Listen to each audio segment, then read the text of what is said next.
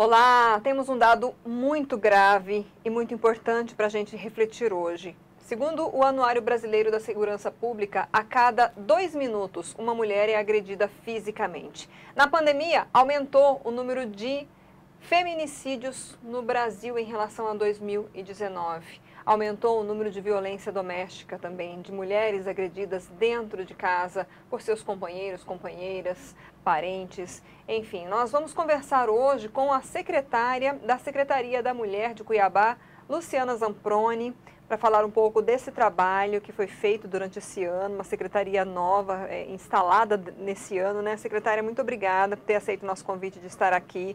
Nós, sempre que podemos, nós tratamos desse assunto aqui no RDTV, porque a gente considera de extrema importância trazer reflexões, orientações e ajudar aí as mulheres que estão nos assistindo pela internet, né? Nós recebemos aqui em maio a Gláucia, né, a doutora Gláucia, a procuradora do Estado, também, que é do Conselho da Mulher, falando um pouco disso e infelizmente é o que se confirmou, né, o aumento no número de casos, né? Vocês sentiram mesmo isso na prática lá na Secretaria? Primeiramente, eu gostaria de agradecer a oportunidade. É um assunto, muito delicado a violência doméstica e principalmente no ano de 2020. Nós sentimos, a Secretaria também foi instituída em maio, quando a Gláucia Amaral esteve aqui. E a gente, juntamente com toda a equipe de rede de enfrentamento do Estado, iniciamos um diagnóstico. E fomos buscar informações aonde estava acontecendo essa violência e o porquê. E com a pandemia, aumentou a violência doméstica, reduziu as notificações, as mulheres deixaram de denunciar e, por isso, nós tivemos um aumento do feminicídio. A questão do feminicídio aumento está na subnotificação.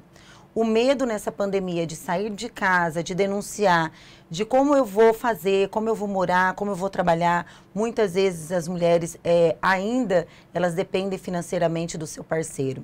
E na pandemia a dificuldade, com todo o risco do coronavírus, deixaram com que essas mulheres permanecessem com seus agressores e principalmente o aumento na bebida alcoólica.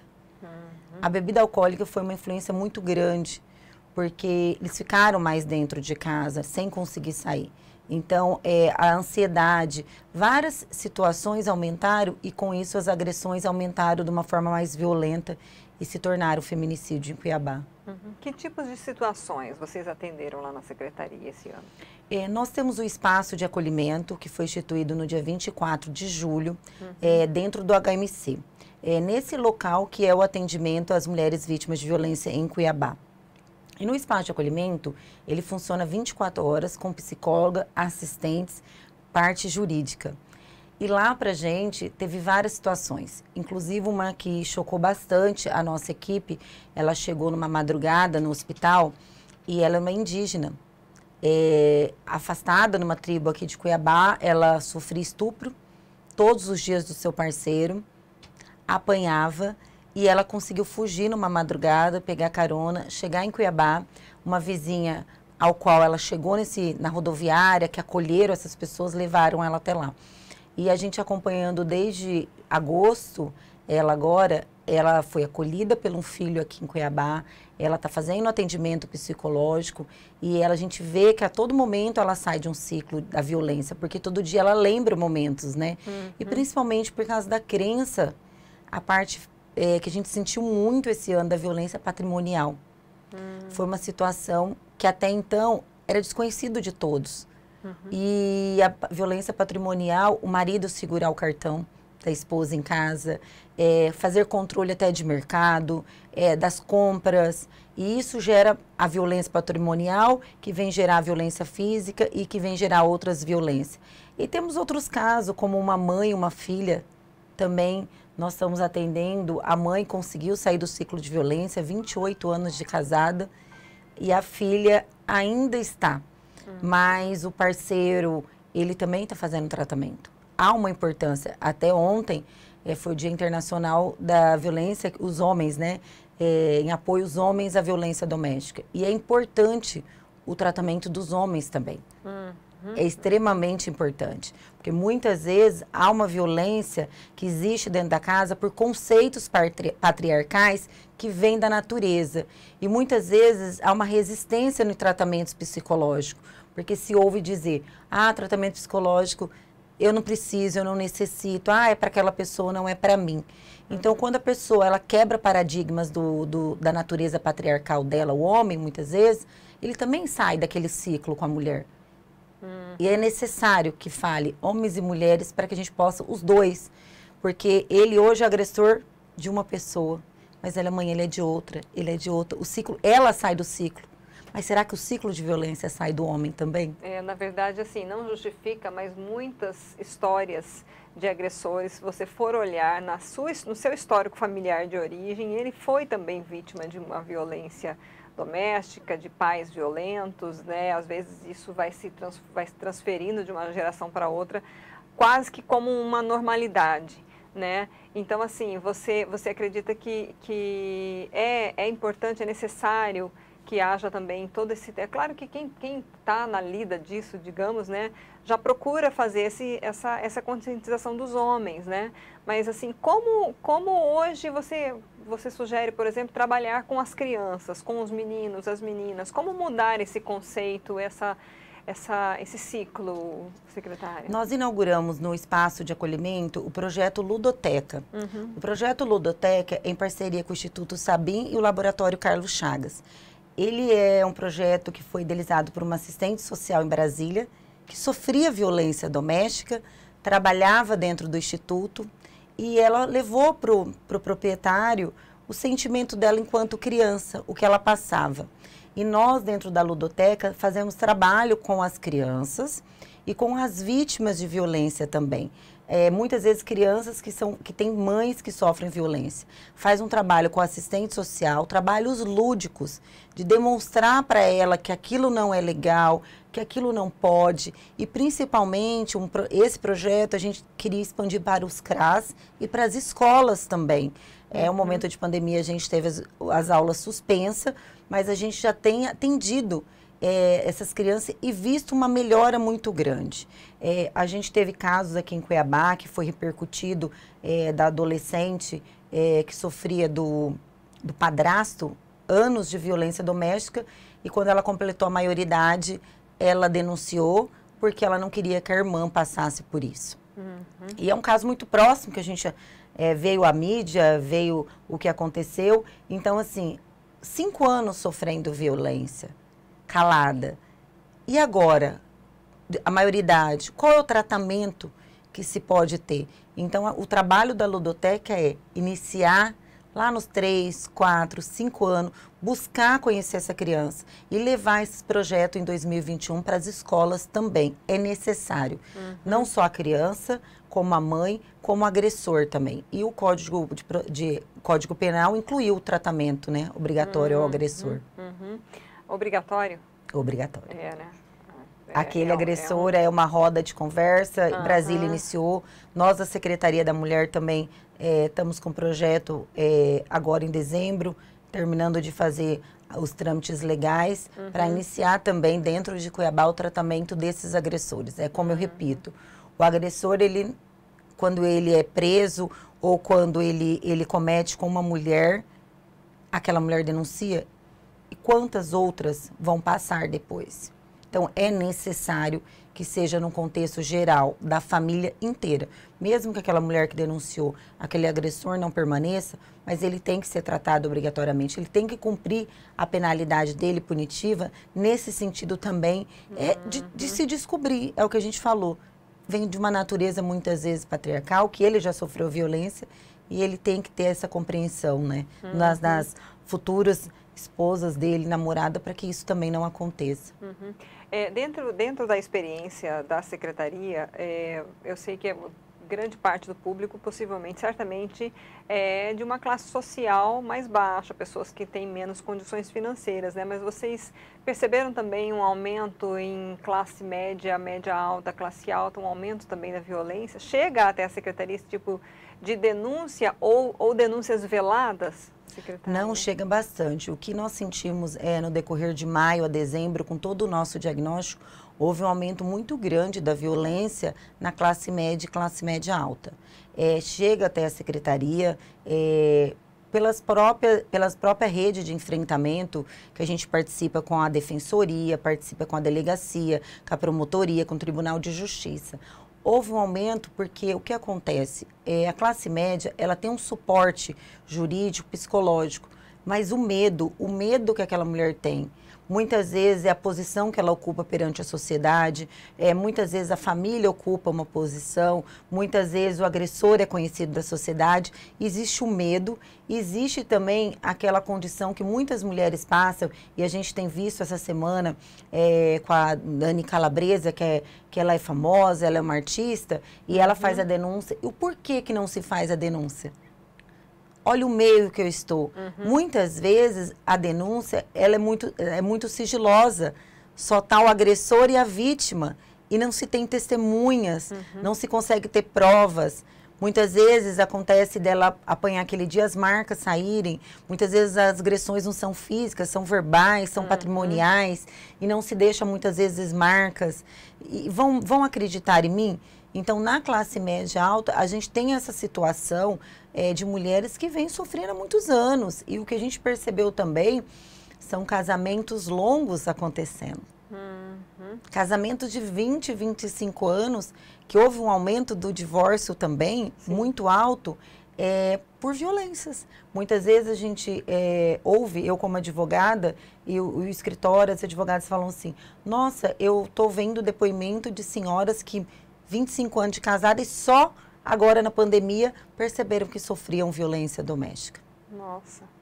Na comida, da exigência, a mulher muitas vezes ela só comia, isso eu ouvi para a gente no século XXI assim, eu só comia o que ele comia.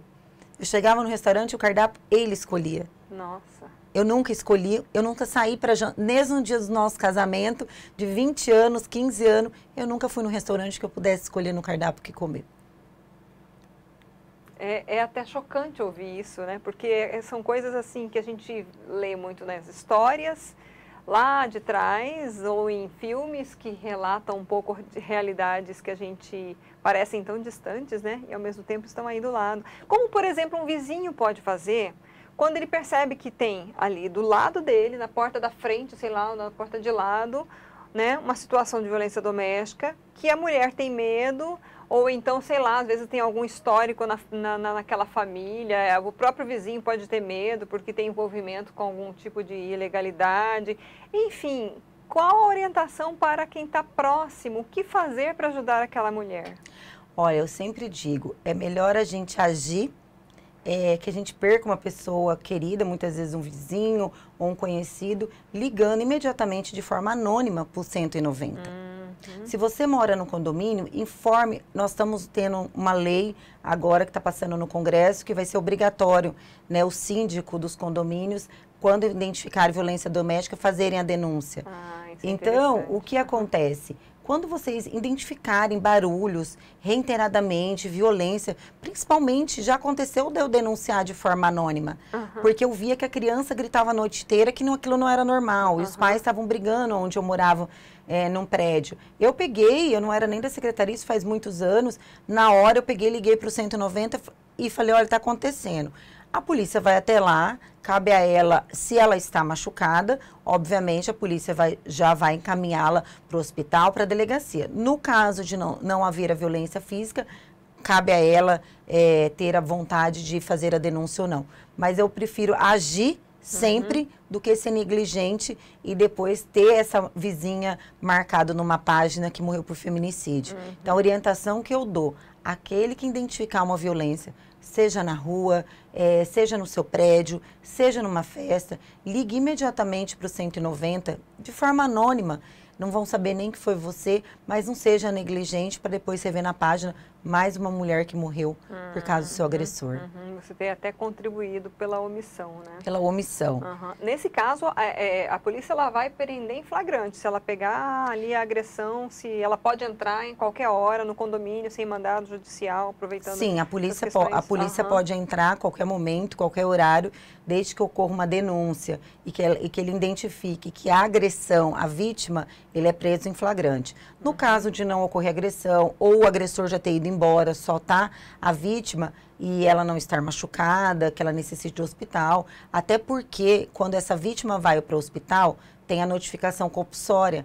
É obrigatório que os médicos, quem esteja atendendo, façam a denúncia através da notificação compulsória. Então, uma vítima chegou na HMC ou em qualquer outro hospital, seja de ambulância, seja por carro próprio, é obrigatório que seja feita a notificação compulsória. Independente se tem a menor ou não com ela, se tem a criança ou adolescente com ela. Independente a obrigatoriedade pela lei da notificação compulsória. Chegou, é vítima de violência, principalmente porque o que acontece que a gente teve um caso que chegou na HMC, ela chegou e o agressor estava lá no estacionamento. Nossa.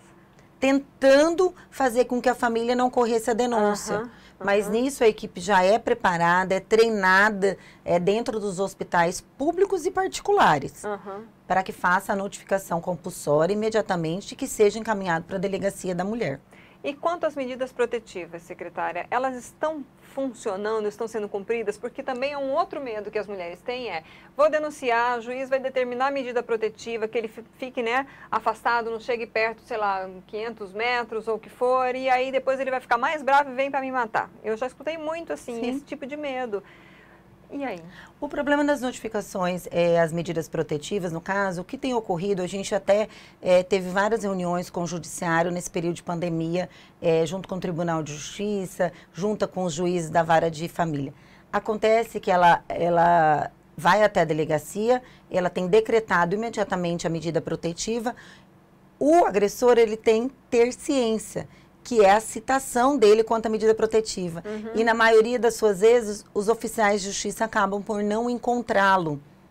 Muitas vezes, quando aquele agressor, ele sabe que ele fez, ele foge do local quando ela vai fazer a denúncia, o que nós sentimos e o que ocorreu muito é a falta de citação das medidas protetivas. Ou o agressor já fugiu, ou como ele sai do local onde ele morava e vai para outro, o endereço a vítima normalmente não tem.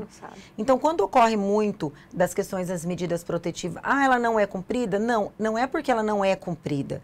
Ela é determinada de imediato, porém tem que ocorrer a citação do agressor, porque tem a questão do contraditório e ampla defesa, ele pode entrar com recursos ou não dessa medida protetiva. Mas o que a gente sentiu nessa pandemia foi a questão de encontrar esse agressor. E o trabalho da medida protetiva, quem tem medida protetiva, nós temos o brilhante trabalho da patrulha da Maria da Penha, que tem a Tenente Mirella, a Tenente Denise, que junto conosco tem reiteradamente levantado dados, atendendo essas mulheres, indo até as residências e verificando que não voltam a ter essas agressões. Tanto quando ela chega lá, aqui nessa pandemia, aumentou muito as questões das visitas da patrulha, que é uma que a gente tem uma parceria, que a gente busca saber o que está acontecendo. Mas as medidas protetivas, infelizmente, ocorre isso. Ela é decretada de imediato, porém, a falta de citação do agressor, ele não é citado e ele volta a agredir e acaba acontecendo os feminicídios. Bom, para a gente encerrar, alguma questão que a gente não abordou, que a senhora gostaria de abordar ou reiterar? A Secretaria da Mulher, ela completou agora 7 meses, é um projeto que veio através do próprio judiciário e nós estamos buscando as políticas públicas junto com os ministérios e a gente tem um trabalho lindo que foi o Sorriso Protetor. Fizemos em parceria com o CRO, onde os dentistas das nossas unidades básicas de saúde também buscaram identificar essa violência doméstica. Porque a gente fala do médico, a gente fala do hospital, mas a gente esquece que as nossas unidades de saúde, nossas UPAs, nossas policlínicas, muitas vezes a mulher chega que não aparenta a violência. Ela chega com uma dor de cabeça, ela chega com um problema dentário, e nós fizemos um projeto lindo agora em setembro, que foi o Sorriso Protetor. Nós treinamos mais de 400 profissionais da nossa rede pública para que ele possa ter a sensibilidade de identificar a violência doméstica e que possa oferecer àquela mulher que está dentro de um consultório odontológico o atendimento no espaço de acolhimento. Mesmo que ela não tenha denunciado, mas o espaço de acolhimento não precisa ocorrer a denúncia. Ela pode adentrar de uma forma livre, ela pode atender com a psicóloga, é mantido todo o sigilo e não é encaminhado para a delegacia para que ela se sinta à vontade para sair do ciclo de violência. E também agora, nesse mês, a gente completa 1 ano da nova reforma da Casa do Amparo. É uma casa aqui em Cuiabá, do município, ligado à Secretaria da Mulher e à Assistência Social, ao qual houve a reforma o ano passado pela primeira-dama Márcia Pinheiro, ao qual a gente agradece sempre a nossa madrinha da pasta, que tem buscado políticas públicas, e a Casa do Amparo nessa pandemia também atendeu a todas as mulheres, não só de Cuiabá, apesar de ser de Cuiabá, como HMC, atendeu todo o estado. As mulheres que não têm para onde ir quando fazem a sua denúncia, nós temos a Casa do Amparo, a gente acolhe, a gente resguarda aquela mulher no momento em que ela tiver segurança para retomar ao seu lar, ou lar da família, ou encaminhar ela para outra cidade, a Casa do Amparo, juntamente com o Judiciário, faz isso. Então, assim, a Secretaria, ela criou um início de um lindo trabalho, e eu tenho certeza que em 2021 ela vai estar ajudando a nossa população para que a gente reduza esses dados de violência dentro da nossa cidade. E não esquecer de, sempre que a gente verificar uma violência, fazer a denúncia, sim, para o 190 de forma anônima, se não quiser se identificar, para que a gente possa diminuir a quantidade de feminicídio dentro da nossa cidade, do nosso estado. Tá ótimo. Muito obrigada, secretária. Nós que agradecemos a oportunidade, estamos sempre à disposição. Obrigada. Bom, como nós falamos aí no começo da entrevista, segundo o Anuário Brasileiro de Segurança Pública, primeiro semestre de 2020, ano da pandemia, foram registrados 648 casos de feminicídio, né, o assassinato de mulheres pelo fato de serem mulheres. 1,9% a mais que 2019, isso são os que são notificados, porque há subnotificações, infelizmente, né? Então, assim, fica essa dica, fica esse alerta, você que nos acompanha aqui, mande essa entrevista para pessoas que você sabe ou que você desconfia que estejam vivendo esse ciclo, para buscarem ajuda. Pode ser um começo, né? E aí fica essa dica. Eu vou deixar aqui na descrição, além de entrevistar a doutora Gláucia Amaral, em maio, nós entrevistamos também o presidente do Conselho Regional de Odontologia, falando desse trabalho dos dentistas, de identificarem, de orientarem as mulheres que chegam, às vezes, com problemas até sérios nas mandíbulas, nos rostos, por conta da agressão. Então, eu vou deixar na descrição essas 2 entrevistas para você também assistir, se você quiser. A nossa entrevista fica no nosso canal do YouTube, no site da RDTV, RD News, tem chamadinha nas redes sociais. Curta e compartilhe. Obrigada e até a próxima.